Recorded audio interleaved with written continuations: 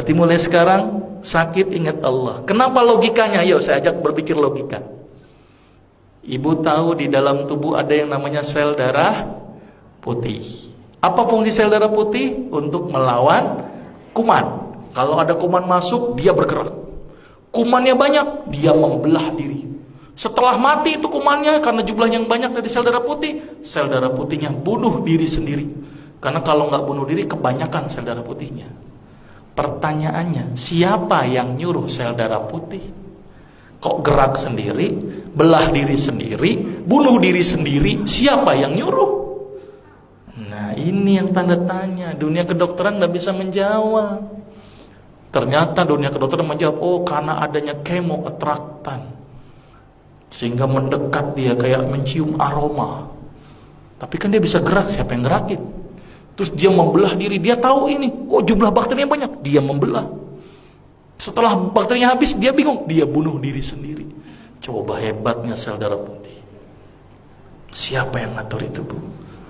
Allah. Dan penelitian terbaru, sel darah putih bisa ngobatin plak pada didik pembuluh darah. Sel darah putih bisa ngobatin kanker. Berarti sel darah putih intinya dia bisa mengobati banyak aspek penyakit.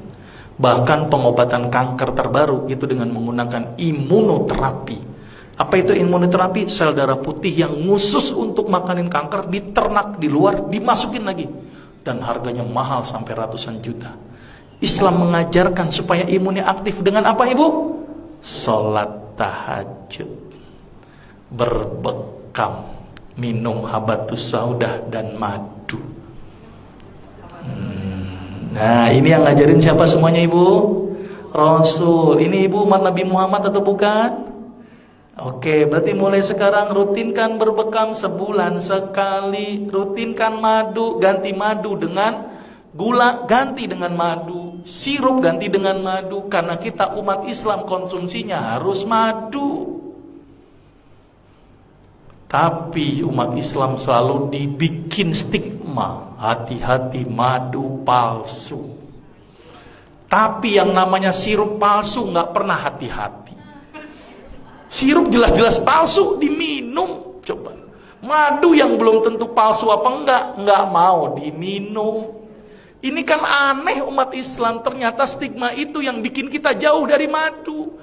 Padahal sepalsu-palsu madu lebih bagus daripada gula pasir dan sirup. Karena madu palsu nggak mungkin dibuat dari gula pasir tekor. Coba tekornya lupa. Satu botol madu butuh berapa kilo gula pasir? Petaninya dibilang, saya kena, ini tambahin gula nggak? Dok, secara teori ekonomi aja nggak masuk buat saya, dok. Orang saya cuma naruh kotak ngumpul sendiri itu madu. Ngapain saya tambahin gula? Jadi nggak mungkin pakai gula, Bu. Tekor buat petani. Paling mungkin namanya pakai CMC, karboksimetil selulose. Dan itu aman daripada gula pasir dan sirup. Jadi sepalsu-palsu madu lebih bagus daripada gula pasir dan sirup. Saking pengen yakinin masyarakat, sampai ada orang jual madu sampai bawa ember-ember sama sarang-sarangnya.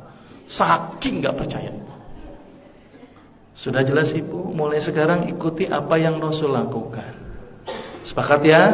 Sekarang mulai berubah. Kalau sakit ingatnya Allah dulu. Mungkin sebagai introspeksi, saya punya salah apa? Mungkin introspeksi, mungkin saya gara-gara ini. Coba makan saya yang salah. Introspeksi dulu.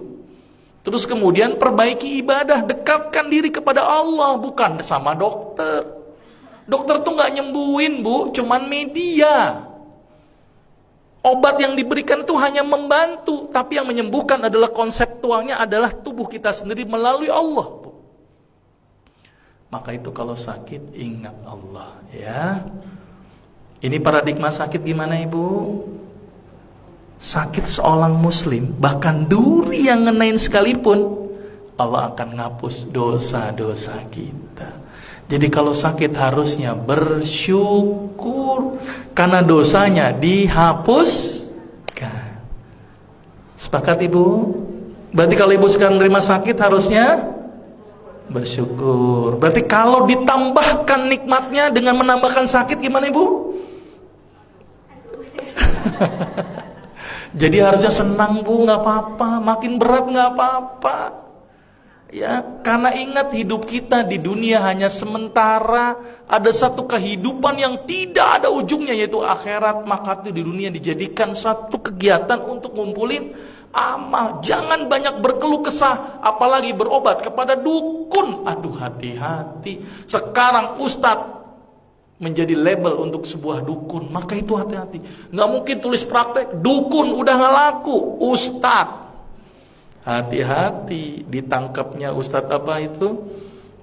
Nah, Guntur Bumi yang ditangkap itu ustadz loh, nggak bilang dukun, ya kan? Terus apa lagi? Ada yang mindahin ke kambing itu? Nah, itu juga ustadz, nggak dukun. Nah, hati-hati ya, sepakat ya.